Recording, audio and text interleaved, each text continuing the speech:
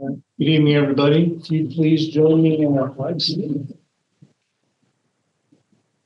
I pledge allegiance To the flag of the United States of America and to the republic for which it stands, one nation, under God, indivisible, with liberty and justice for all. Thank you. We have some new folks here tonight, so you guys get to see who we are. We all get name tags. Jill, would you like to introduce yourself?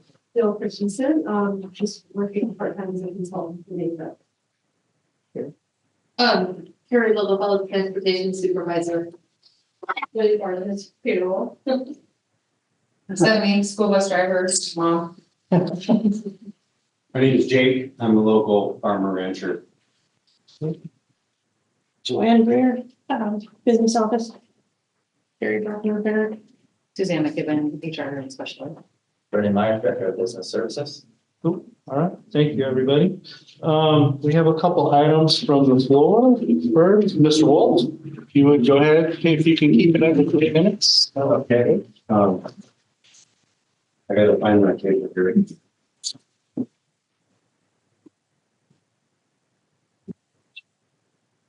I had, I guess kind of some questions, concerns. Just stand right here. This okay? Sure. Can you guys hear me okay? Absolutely.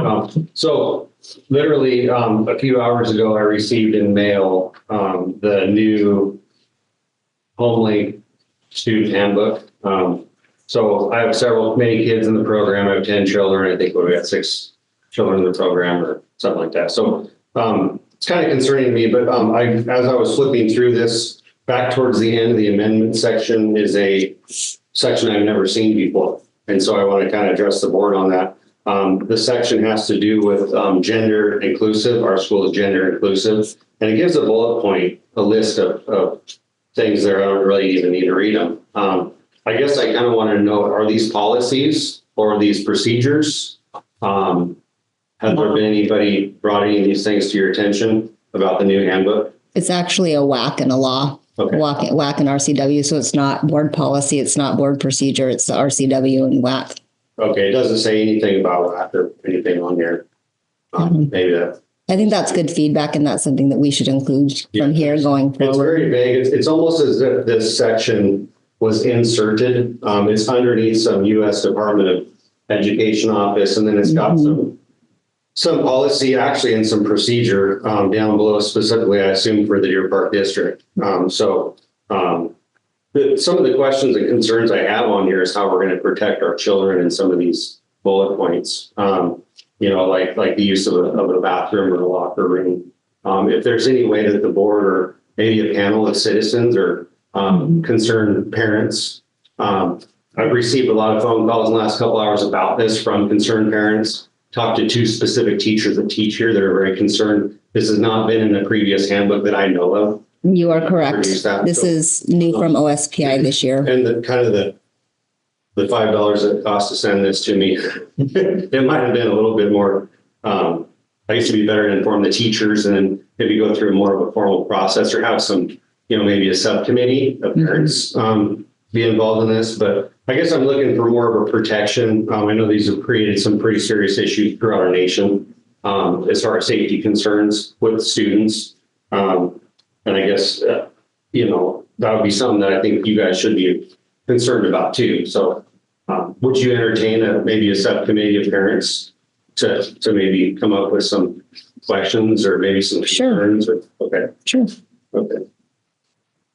But that was kind of my biggest thing because I was pretty shocked about this. I started getting phone calls, not that I'm anybody special, but we have kind of a large network of homeschool, pretty conservative group of people, as you know, at home. And so when this stuff hits the mailbox, it kind of goes viral, I guess, in the community. So you might hear more about this. I believe that's in every handbook. It's in every It's not just HomeLink. Oh, no, I understand that. Yeah. But it wasn't in previous handbooks. These things have been going on for years. This is nothing new. It's not shocking to me. It's shocking to me in my community. It's shocking to me for my children that are a little bit concerned too. They read the student handbook too. So that would be that. So one other question, something I've always wondered, always pondered with other parents and teachers. I guess there's been some concerns about finances within the HomeLink program. And that the main question would be, I'll just make it very vague. The money that the district gets for each individual HomeLink student. Can you assure me in this board meeting that all of that money that we gather from these students, that specifically the HomeLink program, that money goes directly back to the HomeLink program? No, Nope. No, it does not. Okay. The it fund, goes into the general fund coffers for the district and we use it as district money. Okay, so it's not specific for, No, what about elementary? Does elementary go to elementary? No, it's just one big coffer. Okay. Yeah. Okay, I know we've had some financial issues here with the HomeLink area, I guess, the HomeLink's part of the district. So I'm just kind of, we've had issues. you haven't had financial issues?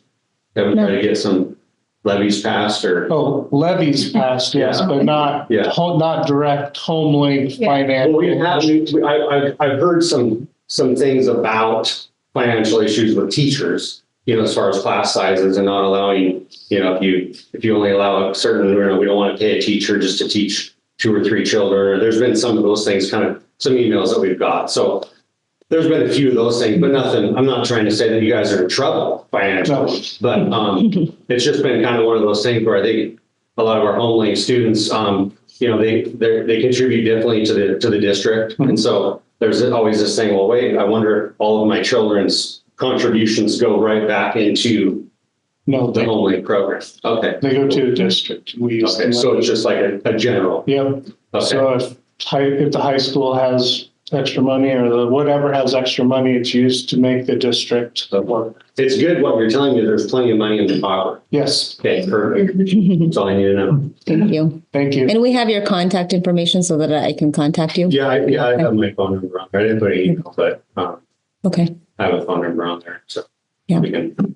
And just so that you know, the student handbook piece, it is new information and we were directed by OSPI to put it out. Okay, that's fine. I actually went to the website, the HomeLink website, to try to see if I could get it on there. And there is a handbook on there, but it omits that section. It doesn't have that. I guess it would be maybe the appendices or.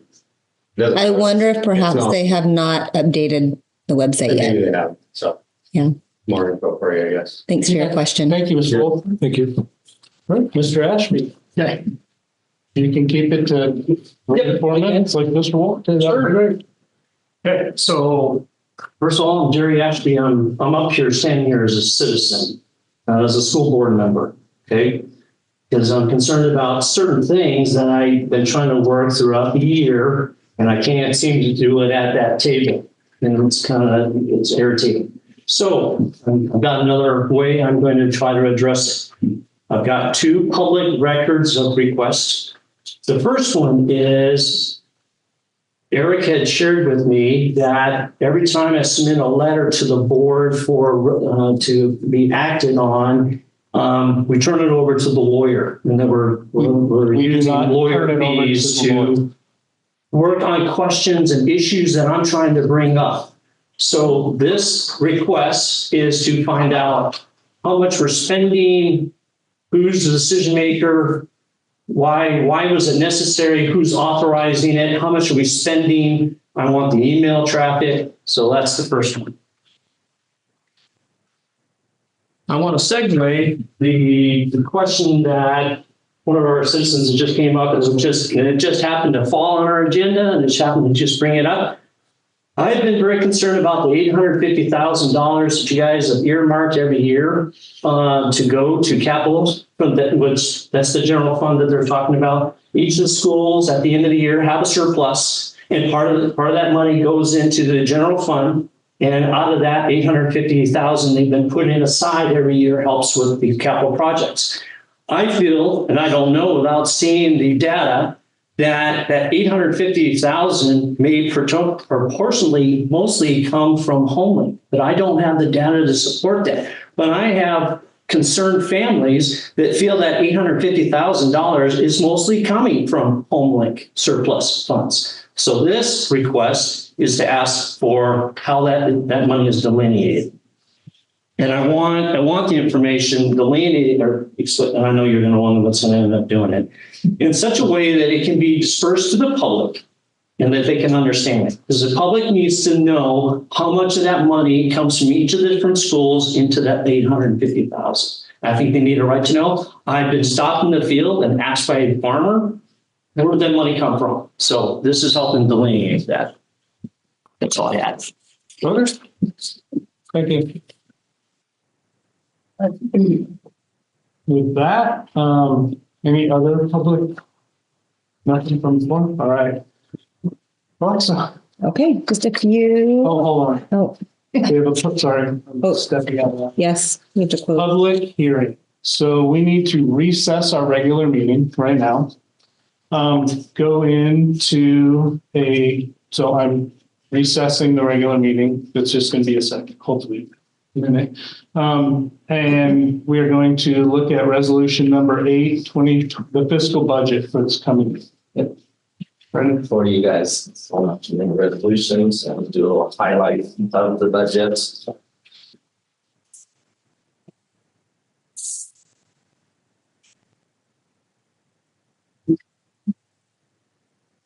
You got a copy. Okay, so kind of going over like the budget purpose and why and how it comes about. So for the revenue, all it is estimated revenues from all sources. The reason why it's estimated is because it uses enrollment, it uses our levy collections, free and reduced numbers, and local dollars that we receive from students. All is estimating. We're not really sure exactly how much it's going to be. So they use the first 6 months is our estimated enrollment numbers to project what we're going to get. Come January, they actually use our actual average FTE, and for the remaining of the year, that's how we get our allocated funds. And then we use to allocate spending estimates by program. That's our basic ed program, title, sped, lab, CTE. And then it provides guidance for district fiscal operations for the next year. And then the budget adoption is authorized specific spending level. So what you guys approve is the threshold amount set on each fund. The 5 funds, if you're not aware, are the general fund, the ASB fund, that service fund, the capital projects fund, and the transportation vehicle fund. There are other governmental funds, but we do not use them. The general fund will be about $45 million this year. That's about 2.5 million up from the previous year. So its revenue is also up like 2.5. So we stay pretty level from year to year. ASB is around 391,000. That's almost identical to last year, off a few $100.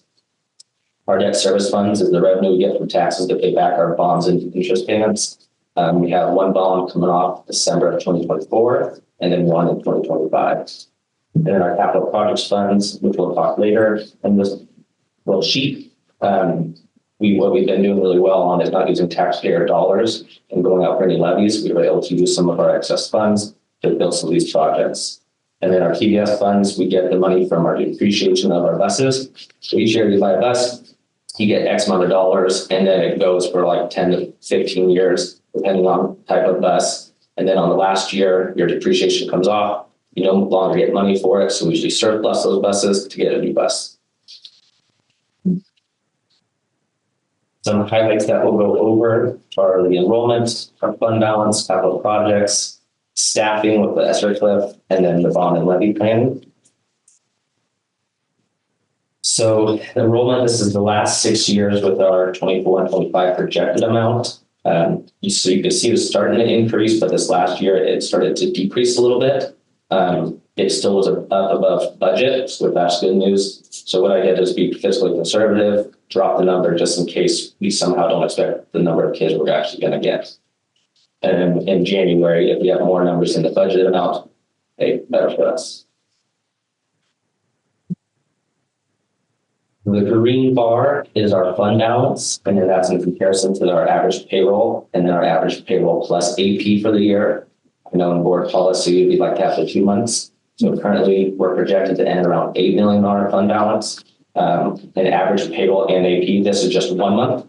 If it was 2, it'd be around 7 million. So we're right over that board policy, which is good.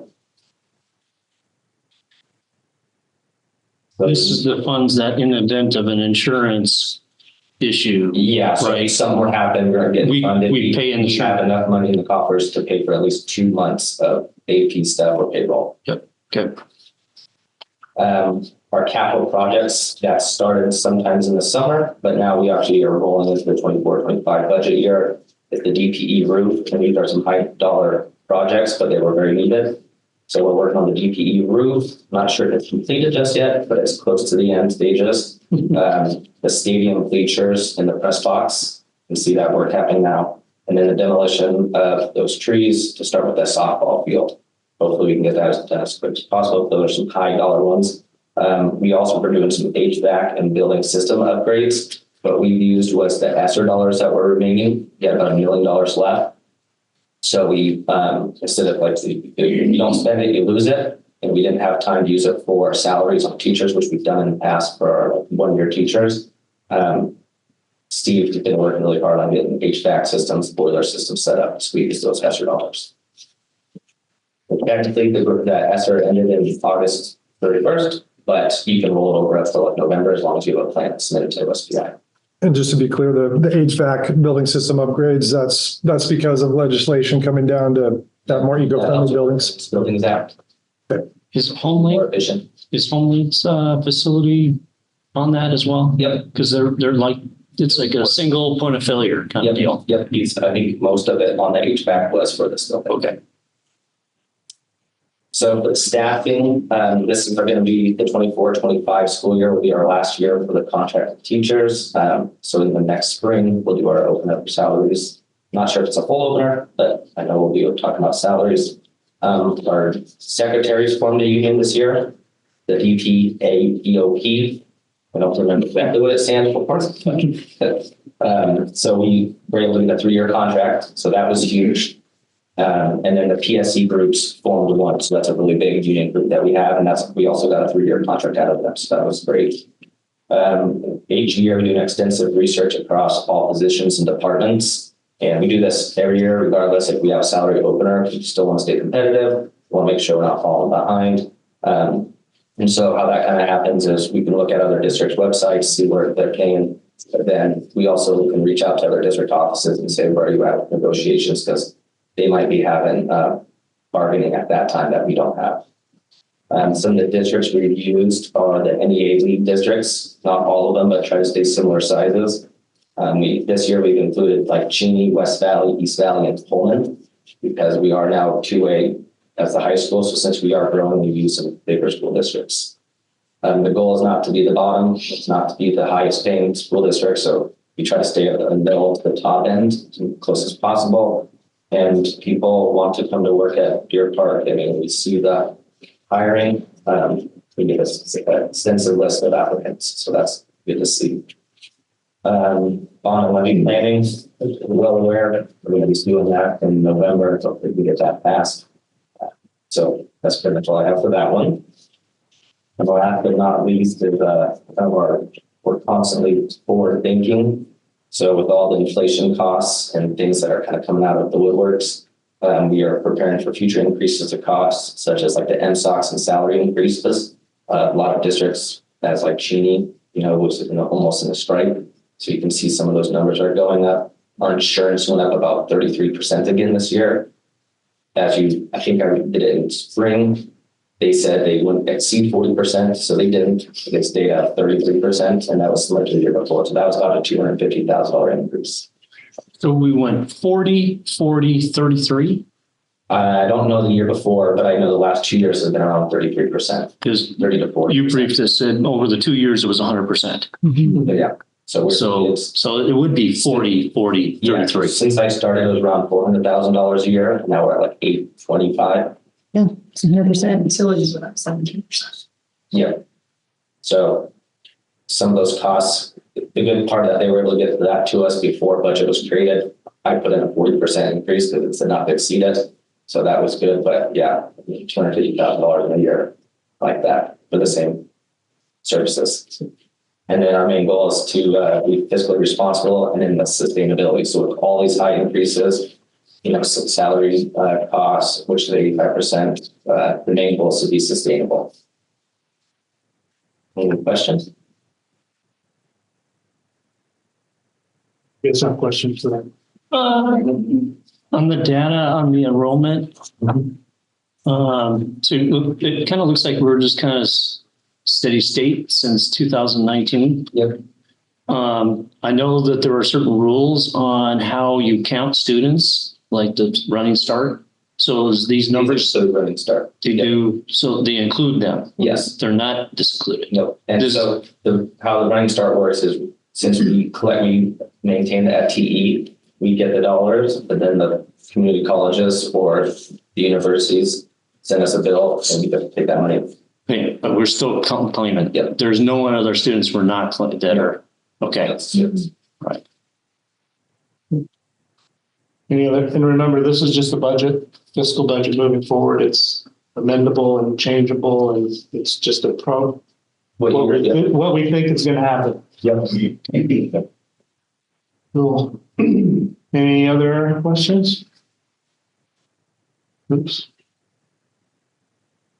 Can you guys remind me again what the softball field's coming in at? Total price? One, Yeah, I'll try to say that one. Okay, thank you. That's the goal. That's what right. All right, so, is there anything else with public hearing? So I would like to entertain a motion for resolution number 8/24/25, our fiscal operating budget for the next year. Move to approve resolution number 8. Okay, any further discussion? Well, it was just timing that I brought forward the request to understand the 850,000. It's on the second page. Yeah. Right. So I think we owe it to our public to understand what went into the 850,000. Where those funds exactly come from? It comes from our reserves of the general. Right, but I mean detailed. I mean, so much from the elementary school, so much from the middle school, so much from the high school, so much from the home link. So there's some portion between all those schools that make it the 850. And I, the citizen, would like to know exactly how much of that 850, because that issue came up during our last bond. Is you funded the middle school, where did the money come from? Because we didn't fund it.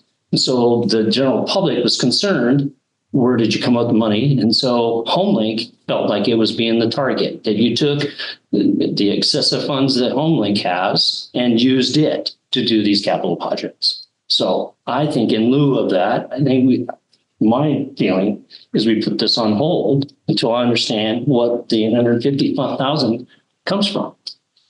Okay, we are required by law to have a operating budget in things, so we cannot put it off of them. Okay, so, but you said we can amend it. As we move forward, we could, What you're approving is the, not allocation, the appropriation of the funds. So the total spending amount. And then also including it as the 4-year budget plan, which is there's a 4-year budget that's kind of wonky. And then the transfer of capital projects funds, Right.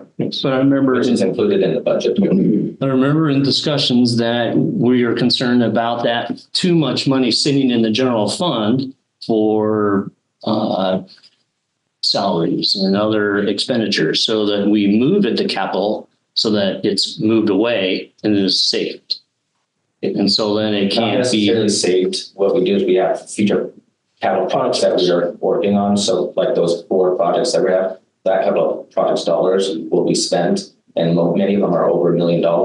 So using that $850,000 will help cover those. Yes. yes, But those projects are already funded from previous 850 expended. This 850 we're Each talking year about. it changes. So next year, when we do the budget, if the board doesn't want to see any other capital projects, you can discuss on how much you want to do a transfer. and when the money comes in, it comes in and goes out to whatever happens. We've put a roof on this building with that money. We've remodeled this building numerous times, plus other things. So comes in and it goes out for the good of the district. So not any kid, anything, but as the whole. Like the HVAC. Yes. Problem. Yep, whatever That's the rule. has to be here. and I guess the best way to describe it is we get dollars per student from the state, Yep, Yes. right? And so then we spend it from the general fund. And then whatever's left over in reserves is what you see in the general fund. Right. So it's not like this school gets this kind of money because you have this many kids, or this school gets this much money because you have this many kids. It's not that concrete. Right, but each of the schools, like the traditional or regular schools, have more salary Yes. expenditures. Homely does not. And so there may be more excessive funds in the HomeLink account than there is in the other schools. And But that's it's not a HomeLink account. It's coming into our general. right. fund. So HomeLink generates more excess money per child than all of the other schools. But it all goes into a fund. It's not appropriated to anything. It's not appropriated to any building, except for what's in the budget. And that's So- because it's run through the alternative learning experience process. So, all right, any further discussion? All right, Is there any way the public can ask a question on that? sure, we'll entertain it. It's not going to be super detailed. So is there a way to capture HomeLink's budget? Since you're saying it's one big general fund, I know. HomeLink has a budget. Is there distinct differences in, I guess, expenditures, budget, whatever per portions of the district? Yes, so we can determine how much is spent towards HomeLink, how much is to the traditional schools. Just kind of context, the traditional schools have so much more salaries that are built into it. Yeah. But in terms of like supplies and services, we're like tenfold spending on HomeLink than we are any other building. Building. Yeah, but that's other The schools. school. Yeah. Okay. So in terms of supplies each month, it's about 10 times what we would spend for Deer Park Middle School. For HomeLink, schools are more money. Yeah, we have a lot more curriculum ties and But a lot less certified teachers. correct. Yeah. Correct. But the HomeLink still probably sucks more out of the coffer. Maybe, no, No, Not necessarily. just in terms of materials. Yeah. It's just it's very different because they're very different programs. I agree. I'm still trying to grasp this too. That's why we have a lot of interest. We have 10 children. Like I said, we have a lot of children in the district. So I'm certainly a teacher teaching 7 of the students you're talking about. And it's zero salary. And so maybe is there a process to ask for funds to be spent for things? For us, my kids want for the lessons, you know. there's only certain things you can spend the money. Yeah, there's certain Correct. things. Correct. But yes, I believe each family gets a certain dollar amount allocated for curriculum and other supplies. I want to say it was $300 per, I don't know if it's per student or per, I think it's per kid. yes. I think it's per You guys don't get limited with three. we've never, $300 per student. we've never spent what the allotted. I know that. It's Yeah. $300 per student. Yeah, and don't quote me on it, but Yeah, no, we're not. Because they used to tell us, and now there's, They don't really tell we you. don't get told. well, you can ask them and we'll get to that information because they keep track of each student and what is spent and making sure they're good. But if there's any excess, if Gretchen or someone has, hey, we have these items that we'd like to do, we just sit down and talk and say, do we have the ability to do it? Yes, no. And we go from there. It seems like enrollment is up. I guess probably maybe the overarching concern that I would have, and you guys should have too, just to know, is that this enrollment at HomeLink is just going through the roof. And it continues to skyrocket. So this is going to continue to be a burden on your guys' plate for as long as this program is operating, because I think more and more people are homeschooling for whatever reason that would be. But I think some of them are coming from that school and coming over to this school. So it's really it's not necessarily an increase in students per se, but there's a lot of new families moving into the area. And so I think we have a unique, good program that we need to protect and preserve. And about 4 or 5 years ago, we made a decision that we had a big wait list of people. I know. And we wanted to allow the people that lived in the district to get first things. So we tried to adjust the numbers in there to help alleviate that. We've kind of seen this transit. We've been in it for what, 14 Yep. 14 years. So we've been doing it. And so, we've just kind of seen this. Actually, it's a complete change. It's not anywhere near what it used to be, which is good, bad, and different. But we're still enrolled for now. some of these other things I have. But management And period. if you have questions, you can always come in and talk to Yeah. Brendan. Yeah. Specific questions or whatever. Yeah. So we can get those to you. I've had questions, I feel like coming here is a little more, I guess, I feel like it's better because I think when you try to ask an individual questions, I worked for state government for 25 years, no longer, but there's a lot of bureaucracies. Everyone wants to cover themselves. You'll never get an answer out of something. But what you're giving me right here is an answer. And I think that's why I'm kind of choosing. I'm not trying to poke the bear or try to come here, hostily or anything, but I think we're getting answers for some of these things. And we'll just keep showing up and getting some more answers as we go. But Sure. And if you have questions, if you get them to us, we can have Alexa and Brendan work to get you those answers that you asked for. Yeah. And sometimes transparency can kind of diffuse the situation, Sure. So there's We're not- concern, you not hiding. represent a large group that, we're kind of on grounds, whatever, and so. We can bring 100 people if you want. We've never had that many. Have to have it outside. Yes. Ask Rebecca. She knows us. She knows we bring 100 people to meeting tomorrow. But So- in perspective of the budget, and I have wanted to know how much is allocated per student because we haven't been told anymore. We used to know, Sure. but now we don't know. And then the other number we don't know is so for each enrolled child, how much money is coming in from the state? What is the percentage of what's coming back to each? Total dollars, it's about, this is roughly, don't quote me again, it's about $9,500 per FTE, so full-time student. So if I have, just quick enough, if I have 7 children enrolled times, 9,500. 63,000. And I'm sure you keep data on how much is actually being spent, because we try to be pretty frugal, so if I'm spending an average of about $150 a year on those same students. Not everything goes to that. Some of it goes for this, some goes for buses, some goes for maintenance, for all Overhead. other things. Yeah, we have a citizens guide to the budget. It's on the website and it kind of, it's a high level of how the funds are. Because each dollar that comes in for students, not just like a basic, we can spend however we want. Some of it has to be allocated directly to title or lab programs. And if you don't spend those dollars up to a certain threshold, you can lose it. So they'll take it away. So Yes. Yeah. Yeah, I was a certified teacher and was taught in public schools before I became a mom, but so, there's an amount though that is also allocated to typical students for salary. So in proportion, I'm just wondering how that's justified. So parents, like for instance, last year I was told there was a fiddle class canceled in order to save money because there wasn't high enough enrollment, a music class. But then I'm just a mom walking in, but hearing about $1 million softball field that my children don't go to. I'm just wondering if there's transparency or like the parents to, the parents who are educating these children to have some say kind of in some things in HomeLink, just as far as how money is spent, just financially. I have a question, and it has to do with that. But so what kind of access do HomeLink students have with public school facility? For example, if a HomeLink student wanted to play softball, for example, would they have full access to plan on that? So they could benefit from that as well. And What other programs do HomeLink students have access to? Band, drama? Everything. Any of the Everything? any of the extracurricular, we have access to. Okay.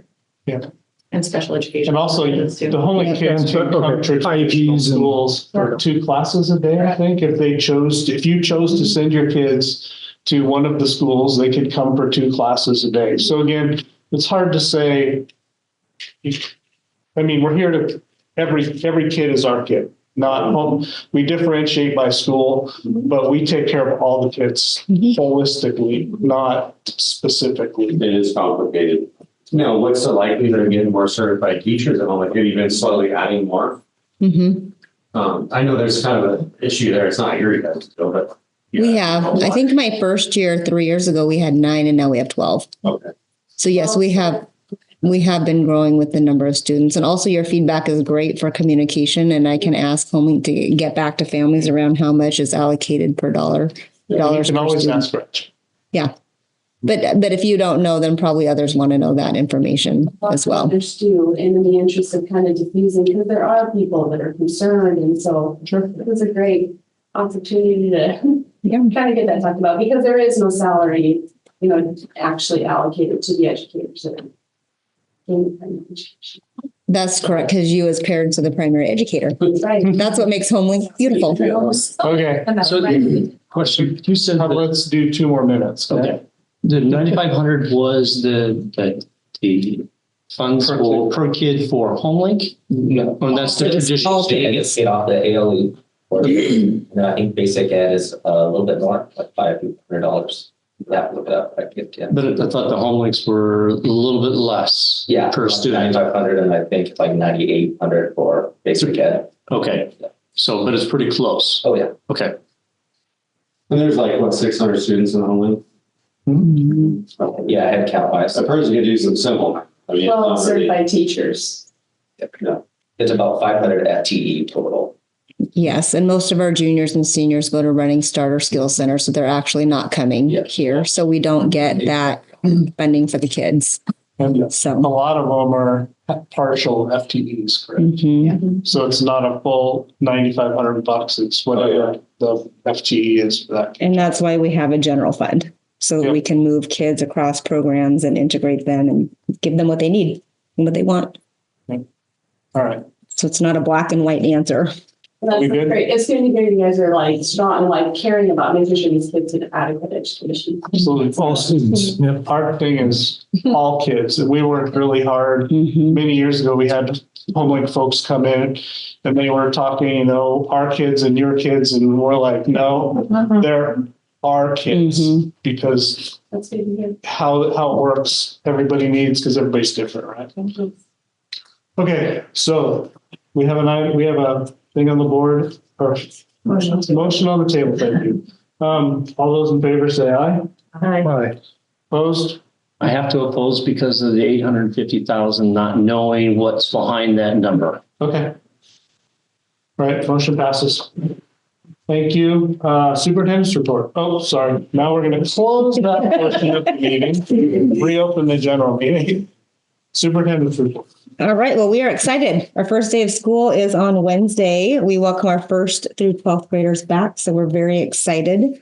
Last week, we met with our leadership teams, including our school leaders and building leaders, and really began setting the tone for where we want to go this year. You've seen a draft of the district improvement plan, presented that in front of our leaders. We all attended the Professional Learning Communities Conference, so we were able to set a foundation for what is a PLC, what are our shared commitments, what's our vision. And so from there, the school leaders also met with their building leadership teams last week. So I had the opportunity to pop in each of the building leadership teams last week, where the principals were talking about the vision. We're talking about shared commitments. We're talking about what are the expectations for professional learning community time and how we're going to spend that time. Really, it's a collaborative, ongoing process that's looking at research-based methods to make sure that we're meeting student needs. So really going back to the basics, which are the 4 questions. 1, what is it they want students to know and be able to do? And that's really going to be our focus this year. So if you were to go into high school and say, okay, what are my kids going to be looking or learning in the next 4 years? Hopefully that information is available to you. But that's going to be a year-long process. We don't have that yet, but we're revisiting and refocusing on PLCs, because until we have clarity on what it is we want students to know and be able to do, then the next question is, well, how do we know if they learned it or not? So those assessments, and really honing in on teams versus individuals. So pie in the sky would be, instead of having this teacher, no, you're getting this team. You're getting the 2nd grade team. So hopefully there's clarity, cohesiveness, teaming. And then the 3rd question is, well, what are we going to do if students aren't yet getting it? And then the 4th question is, what do we do for students who are meeting standard? So we really revisited that kind of tier 1 foundation. What is the vision? What's the definition? What is the mission moving forward? Today, I was able to go out to all of the schools and visit the Learning Improvement Day. So at that, same thing. They were presenting the district improvement plan. They were looking at their school improvement plans. They were looking at the shared and collective commitments for professional learning community times. Kind of go around in my head, learning about TPEP and the new language that we talked about. And so really, really inspired and thinking about, as I was leaving the schools today, we're in a great trajectory. And our whole kind of mantra for this year is refocusing. We're going to look at our instructional practices. We're going to look at that use of that PLC time. And I think what all of the schools shared is that when any one person walks into a PLC time, they're going to see one of the 4 questions being discussed. So at any point in time. So that's going to kind of be our measurement. And we as a district leadership team have a commitment that we're going to go in and visit and help see what's going on as well. So that was really inspiring for me. This whole August has been inspiring for me. Just other updates. I know that there were confusions. There was some confusion around the walk routes. I know that looking at our transportation advisory committee, our bus drivers, and the growth is still a concern. We're still going to have to continue to look at that. So we did amend. Suzanne, Carrie, myself, and Stacy went and walked the routes and amended what was originally decided. We did add back, instead of 3 stops at every block, we did add back in the one right across the street from Arcadia, and then one at Shamrock Glen. So we have added crossing guards in the event that kids want to walk and added safety. We will be out there the first couple days of school helping with those walk routes, but really appreciate Carrie and Stacy's work around listening to the community, hearing the concerns, and making those amendments. Even though that's what we had initially decided, but we needed to go back and make some amendments based on the feedback that we received. In terms of maintenance of facilities, the plaque is in the process of being moved. We want to make sure that it is filled before the middle schoolers come back. That hole. Actually, it's filled. Is it filled? It looks wet. I hope it's dry, but it should be dry by Wednesday. Fingers crossed before they can put their hand prints and footprints in that cement. Additionally, we also have a robot for striping. So that's going to be for the fields. That's going to be a lot more efficient because our maintenance crew would take them many, many hours to go and stripe the field. So now we've got a robot to be able to help us do that. You might have heard, but the main mower has been down. I think the big mower that can mow very. Yes.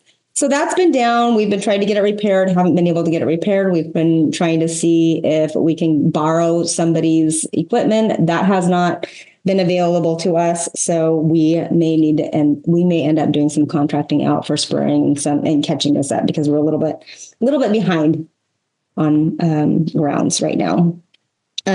We have some transportation folks here, but just want to really thank them for their efforts today for the first open house. I would say it was hugely successful today. Lots of families came, met their bus drivers. Thanks to Stephanie, Carrie, Stacy, all of you guys and your hard work. So It was pretty cool. Yeah. Yep. Yeah, we did a lot of, I think, advertising. Each family got a postcard reminding them to come. So I think that was successful. The last piece, Lindsay, goes to your question that we received from WASA around the discipline changes. We've received guidance and they're working on it, but we do not, I'm not clear yet because I think OSPI is trying to gain some clarity around this, around behavior and discipline. There's some key values and changes, working on student-centered learning environment, collaborative professionalism, expert-led behavioral guidance, utilization of state and local resources, policies and practices, actionable data management. Long and short of it, the key changes to the rules, and we should be getting a WASDA policy out shortly, clarifies the definition of classroom exclusion, includes definition of discretionary and non-discretionary discipline, references RCWs related to professional standards of educators, talks about TPEP, talks about the cultural competency and inclusion standards. It also requires us and together to revisit our policies and procedures as we work with our staff cooperatively toward consistent enforcement of proper student behavior, which I know that we've had discussion about. Also replaces the term emergency expulsion with emergency removal. And that is for RCW. So there are some discipline, there's some definitions based on the WACs for existing rules around discipline, exclusion, emergency expulsion, school district policies and procedures. And then they've created some new WACs in alignment with the emergency rules and definitions. I'm waiting for it to become clearer over time. So we should be getting some more guidance on that shortly, but they have some recommended new emergency rules, but I'm not sure exactly what that means in terms of policy, not sure exactly what that means in terms of implementation. So that should be coming down the pipeline shortly. Tomorrow is orientation day. Just wondering if any of you are able to come. We'll be at the high school at 8:00. No. Nope. Okay. Okay. Sorry. Lizzie came last year. Rebecca, I think you came last year too. So that is my kickoff. The whole entire staff comes at the high school. I get them for an hour. I have a timekeeper this year. So really looking forward to launching this next school year. Really jazzed and excited. Okay, that's all I have. All right, consent agenda items. We have one thing that is addition to the came to the consent agenda today. So if you didn't look at your packet or whatever it's online thing, but it's not, it's new and it's a cross country is going to Missoula. So travel with students. So It's in September, Carrie. yes, that's the one. It's been posted. Yeah. No, it was on there. It just wasn't on the one we got on Friday. It was on the one today. Oh, all right. So I just wanted to make sure everybody understood that. So with that, does everybody have a chance to look at the consent agenda item? Were we gonna pull out a note that you want to see? I don't think we need to. We just need to make sure that all of them run through CAM and they're all filled out correctly, please. So that when they do come to us, they're a little more, Specific. yeah, so we can understand them. Because it's very vague. I don't see a bus cost on this. No. Okay. So, I don't think there's a bus cost on the other one either. They're gonna take their bus. Huh? They're gonna try to take that van bus too. so, And it doesn't have the amount of kids on it. yeah, how can you approve without knowing the full cost? Up to you guys. So what? Yeah, it hasn't started, so they may not have the full roster yet.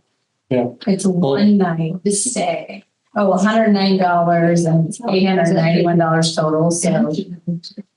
It would take you. For part of the discussion, I'm okay with approving it after we get those numbers and we can email it. Is that possible? We can't, we have to decide on it tonight. Okay. Yeah, So because the next board meeting for you guys to be able to approve is at the end of September. it would be the same thing for this one. Can they make it? Transportation, there's no, this one. This one's the 27th, 20th, end of September. Yep. And this one is 27th and 28th. So tomorrow, the next day? September 23rd is the next board. Oh, it meeting. says nine, it's not 8. Okay, so we had to the end of September. So, But they would need to do planning and know it's approved so they could go forward. because in the past, we have gone through and we have approved these things, because basically we are approving the kids to go. Because they're going out of state, right? Right, but we don't have funding So- delineated for the cost of transportation. Do we have last year's? That we could get a feel? I don't know if they went to Missoula. So, Well, I will give that feedback again. well, that's the thing. So this is the reason why I had heartache on these, is that they were kind of all over the place. And to me, you want these to be fair across the board, no matter what group is going. So if we approve it, there's giving them carte blanche that you don't have to submit your transportation budget, where other groups who did. But what I'm trying to ask is if there's a way for us to approve it if we get the numbers in short order after this meeting. Is that possible? so we can approve it and we can say they have to provide us with those numbers. Sure. For the next Before- session? Yeah, for the work session. Okay. Approve the trip, Yeah. but with the proviso that we'd like to see Yeah. how you're paying. And hopefully we like the numbers, right? Because what happens if we don't like the numbers? I think we could do is as amended to a total cost not to exceed. And then we take the $891 times and we do not to exceed. But we don't have We a. don't do it. Well, maybe Carrie has that off the top of her head. Maybe. You can't. So Alexa, can we bring these to the work session and just approve them there? Yes, but the board has worked to not take action during work sessions, just during the regularly scheduled meetings. Okay. Good though, right? It doesn't prohibit you, but it just goes off of that Board process. policy. So I am okay approving these because we are approving the children to go. I can get you But an we can amended get- case back for the next board meeting and To have go over them that. clearly fill it And out. make it, again, we've asked Yes. multiple times for that. I don't want to hurt keep the kids from going to this thing.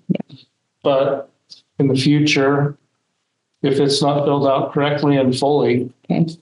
how's that? Mhm. Is there any way that we can say a not to exceed? Because if you look at the lodgings, $891. So you divide that by the number of rooms, $109. We're not talking about a lot of rooms, therefore you take it, 2 kids per room.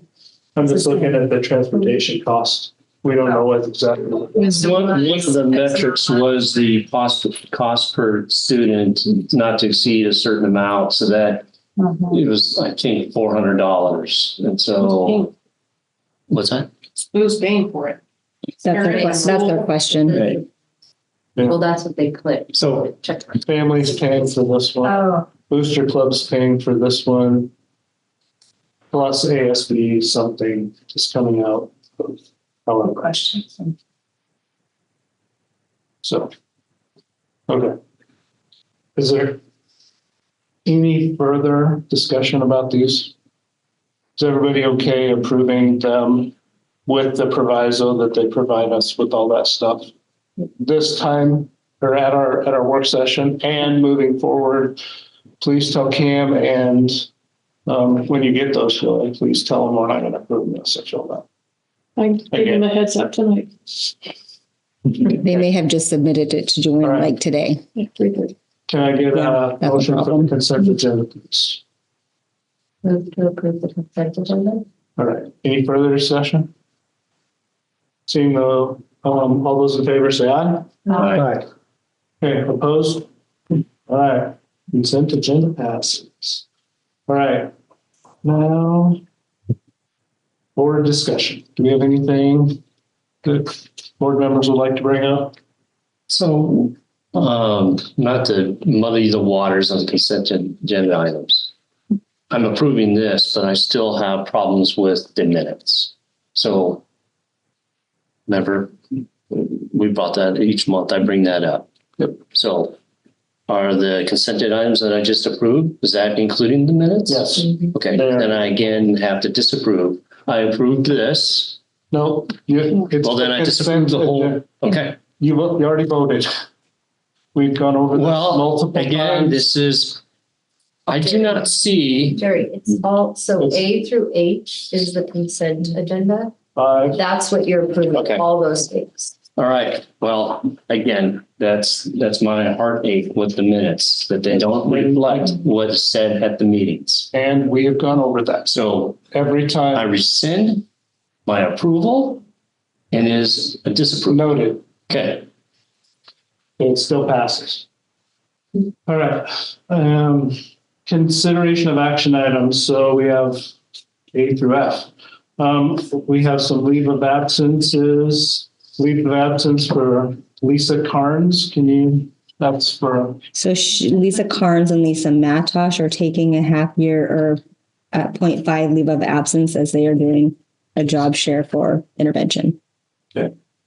so do we need to do each one of these individually? I guess they're all individual. So I think it'll be can I get a motion for the leave of absence for Lisa Carnes? I move. Any discussion on that one? what's the 0.5 mean? FTE. Okay, Yeah, future reference, might be nice to have FTE at the end of it, but I figured it out. Okay. All those in It doesn't favor? say FTE. Okay, 0.5 FTE. aye. All those in favor say aye. Aye. Aye. All right, opposed? Motion passes. Next one is Lisa Matosh, the same thing. I'd like to entertain a motion. So move. Okay, move to approve. All in favor say aye. Aye. Opposed? All right, we have already approved the fiscal budget out of turn, but is that okay? Or do I need to do it? believe you actually need to. You took care of it. Yeah. I think you have one more. You can go back. Yeah, we have 2 more on there. I just want to make sure that we're good with that. Okay. Leave of absence for Kristen Herman.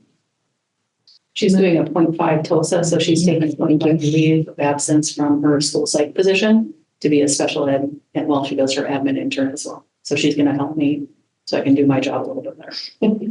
That's awesome. That's very All awesome. right, motion, please. All right, any discussion? All those in favor say aye. Aye. Opposed? Ratification of the PSE bargaining agreement. So, Do you need updates? You Huh? have to Do you need updates further than what you were provided? It was in the paperwork that you received, but we can go over some of the updates. sure. So PSE on August 13th, the same day I passed a kidney stone. Sorry. PM. Thank you. Oh, sorry. I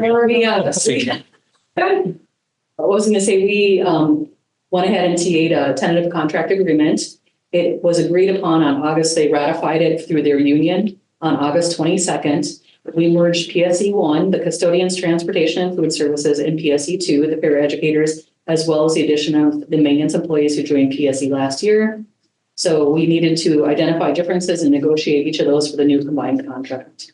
We wanted, as Brendan said, we're committed to being within the market. We don't want to be the top, we don't want to be the bottom, but we want to be somewhere in the middle. So the significant changes, the contract starts on 9/1, well, after you ratify it, and goes to 8/31/27 for the financial loan terms. The one thing I will say I'm excited about is this 3-year contract, and it cannot be opened without mutual agreement or legislative changes. So we studied the districts. Deer Park included the comparables were East Valley, Riverside, West Valley, 9 Mile, Colville, Newport, and Pullman. And it was found that the wages for bus drivers and paraeducators were significantly low in the market. These job classifications were adjusted with hourly increases of $225 and $150 respectively per hour to place Deer Park in the middle of the compensation market. Other job classifications had smaller hourly adjustments depending on the market with a minimum increase of IPD. And so year 2 of the contract will be 3% or IPD, whichever is greater, and year 3 will be 3% or IPD, whichever is greater. Some of the other things, other provisions, we took the 12 days of the sick leave in line with the paraeducator language and added medical verification needed to be required after 5 days. So if you're out sick, you have to bring in a doctor's note. And that we transferred that to bus drivers and custodians as well, if they were not 12-month employees already. The overnight bus stipends increased to $225 from $175. Maintenance had a $50 VIBA. VIBA can only be for all, so we converted that into an hourly rate for maintenance, and they continue to have their self-loaded stipend. And then we did a clothing allowance, and we increased that $100, so it's $500 for maintenance, $250 for custodians, and we added mechanics in there as well. And then the Juneteenth was added for a 12-month employees. So I guess our recommendation of the 3-year tentative collective bargaining agreement between PSE of Washington SEIU, the local 1948, and the Deer Park School District is recommended. Or those are the PSEs. All right, I would entertain a motion, please. Move to approve. All right, any discussion?